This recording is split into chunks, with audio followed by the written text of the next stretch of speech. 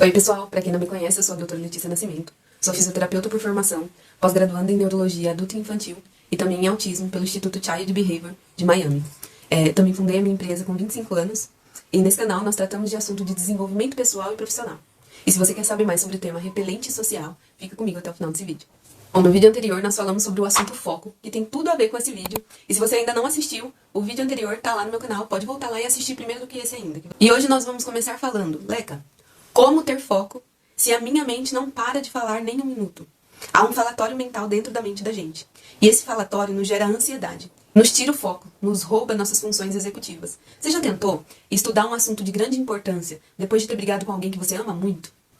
Por que a gente não consegue? Porque o falatório mental dentro da cabeça da gente é muito grande. Isso é um grande sabotador da nossa vida. E trazendo aqui para o público do canal, os alunos tendem a ir pior nas provas, porque não tem foco, não tem concentração para estudar, porque o falatório mental é tão grande que não deixa eles ter foco para estudar. Os empresários tendem a fazer ofertas iniciais mais baixas, os vendedores também, e abandonar discussões mais cedo, o que nos leva a vender menos, ou vender com um preço abaixo do que a gente realmente poderia ganhar, porque a gente não tem paciência de enfrentar uma discussão até o ponto que a gente queria chegar, porque a nossa mente está sobrecarregada com o falatório mental. Então, o falatório mental, ele é muito prejudicial se a gente não souber lidar com ele. E isso é uma maneira muito boa da gente falar que a gente fracassa por causa desse falatório. Por que eu falo que o falatório mental é um repelente social? Porque o falatório mental, ele causa na gente uma necessidade de externalizar aquilo que a gente está pensando, para tirar a gente daquela aflição. Em 1980, teve um psicólogo belga, que chama Bernard Rimet, ele fez um estudo sobre isso. E ele demonstrou naquele estudo que as pessoas que passam por intensas emoções negativas, que é as que tendem a ter o falatório mental, esse processo, esse falatório, levava elas a entrar num processo muito social, que é a fala. A descoberta desse psicólogo belga foi que quanto mais intensa é a emoção que você sente, mais o fluxo verbal é ativado. Então, quanto mais intensa é a emoção que você está sentindo, mais você quer falar sobre. Realmente, as emoções negativas são um propulsor a jato para desencadear a fala. E isso serve para qualquer idade, para homens e mulheres, para qualquer cultura e para qualquer nível educacional.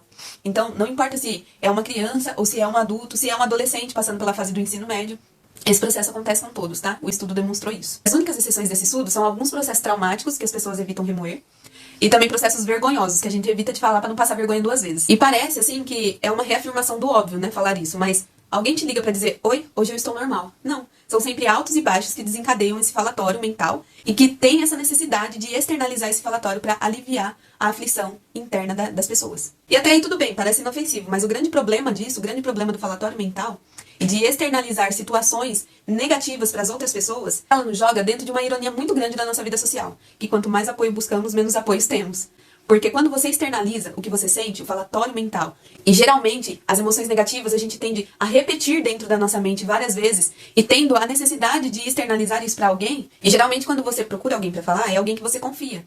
Então, possivelmente você vai pegar essa pessoa para falar coisas negativas, e nós como seres humanos, limitados que somos, temos uma capacidade limitada de desabafos que a gente pode ouvir, sem que a balança da conversação fique desequilibrada.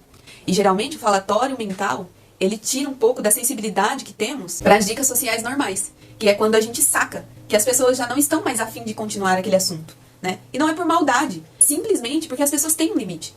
Talvez você pegue sempre a mesma pessoa para conversar sobre coisas desagradáveis, que te deixaram desconfortáveis, que te levaram a esse falatório mental, que geralmente são emoções negativas. E possivelmente é uma pessoa que você gosta e que gosta de você reciprocamente, né? E aí essa pessoa te vê naquela aflição, naquela angústia, naquele carrossel de sentimentos, e essa pessoa não vai poder fazer nada por você, como um psicólogo, por exemplo, poderia te ajudar. E é por isso que você paga o terapeuta e não paga o teu amigo, né? Porque o terapeuta, ele não tem esse limite. Você pode conversar com o terapeuta e repetir quantas vezes for necessário até sanar aquela ideia, aquele falatório que está na sua cabeça e ajudar a reconstruir aquela memória. Porque as coisas acontecem e passam.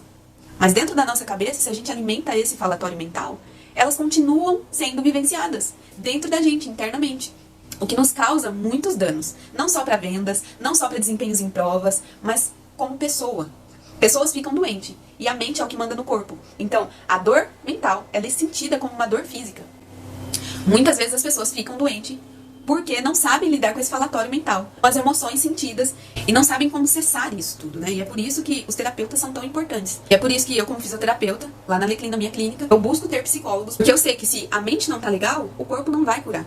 Então, muitas vezes chega um paciente pra mim e eu penso assim, preciso de um terapeuta comigo. Porque esse paciente, ele não tem um sintoma somente físico, né? Às vezes é uma dor psicossomática que nós chamamos. A dor psicossomática, ela vem de inícios mentais, né? Então, às vezes, quando o médico fala assim pra você, sua dor é psicológica, não é que ele tá falando que a dor não existe. É que você não entende que a dor psicológica se transforma em uma dor física. E que às vezes não tem o que fazer fisicamente no corpo, e sim trabalhar a mente para resolver o problema físico. E aí, como o falatório mental deixa a gente menos sensível às dicas sociais, às vezes atrapalha o nosso profissionalismo. Porque tem pessoas que são tão ansiosas, tão aflitas com esse falatório mental, que elas trazem isso para a vida profissional. E se já é ruim na vida pessoal porque isso afasta as pessoas, imagina na vida profissional, que vai prejudicar as suas vendas, os seus negócios. E aí fala, vale a pena? Você é aluno, vale a pena tirar uma nota ruim porque você ficou remoendo um assunto que já passou? Sabe aquelas conversas de chuveiro durante o banho? Que a gente tem as melhores respostas que nunca serão usadas? A gente fica remoendo coisas e debates que já foram. E aí a gente fica, nossa, poderia ter dado tal resposta. Nossa, poderia ter falado tal coisa.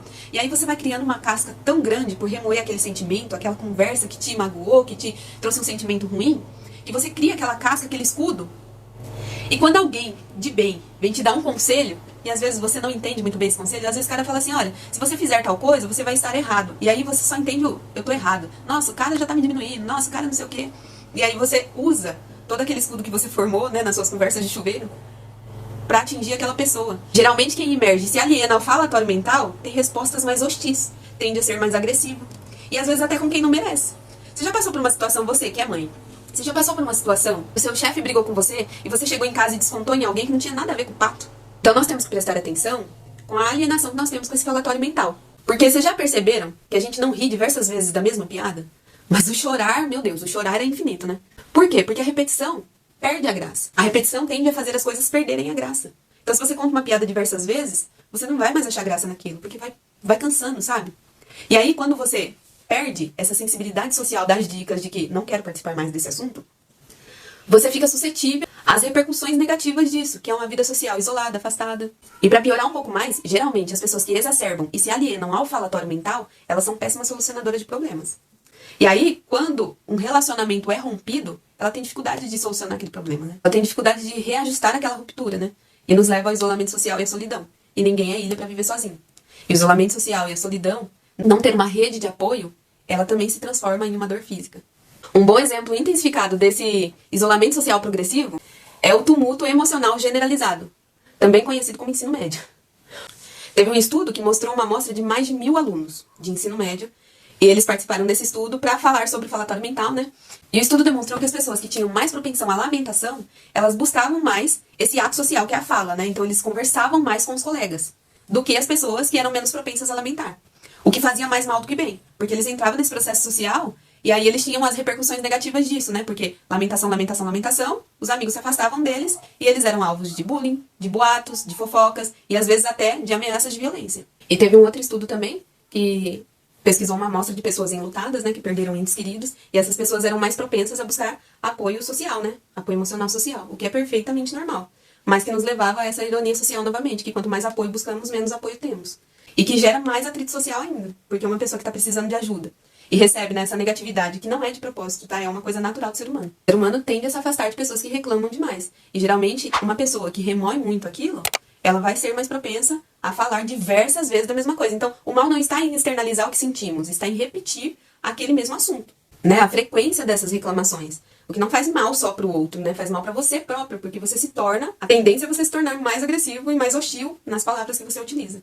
O outro se afasta e você se torna mais agressivo. Porque quando a gente remói algo, né, que já passou, a gente torna aquele problema dentro de nós maior do que de fato ele deveria ser. Aleca, mas por que você tá falando tudo isso a ponto de render 2 vídeos, né? Porque esse vídeo é a parte 1, mas tem a parte 2. A parte 1 é sobre a nossa vida real, palpável, e a parte 2 é a repercussão digital do falatório mental, né? Porque hoje em dia nós vivenciamos muito o mundo digital, então é necessário que se fale disso. Simplesmente falo porque, para o meu público, que são alunos, empresários e pessoas que querem transformação de vida, o falatório mental é prejudicial. Porque pensa, você é empresário que tá aqui me assistindo, você deixa de fazer um negócio milionário porque o seu falatório mental tá te roubando as suas funções executivas.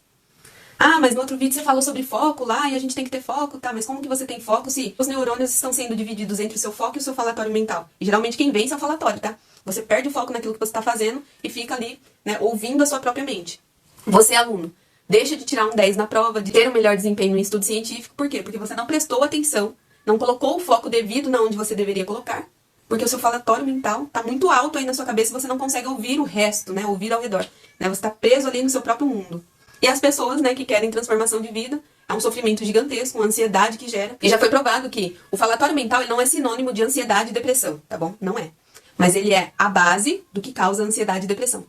Então, essas pessoas que querem mudança de vida, que estão assistindo o vídeo por isso, elas têm uma tendência, se continuarem com esse, né, alienando-se a esse falatório, a serem depressivas e ansiosas. O que nos leva a um problema grave da sociedade, né? Porque depressão e ansiedade são as doenças do século XXI. Bom, já falei demais. Eu espero que eu tenha ajudado a clarear as ideias de vocês. Se esse vídeo atingiu e mudou a vida de uma pessoa, o meu tempo investido aqui já valeu a pena. Eu espero que vocês assistam a parte 2, que tá incrível. Fala sobre o falatório mental e as repercussões na vida digital. Deixe seu like, seu comentário, a sua visão sobre o assunto, ou talvez até alguma experiência que você passou a respeito do falatório mental em que isso te prejudicou. Ativa o sininho aqui pra você não perder nenhuma notificação. Fiquem com Deus e até a próxima.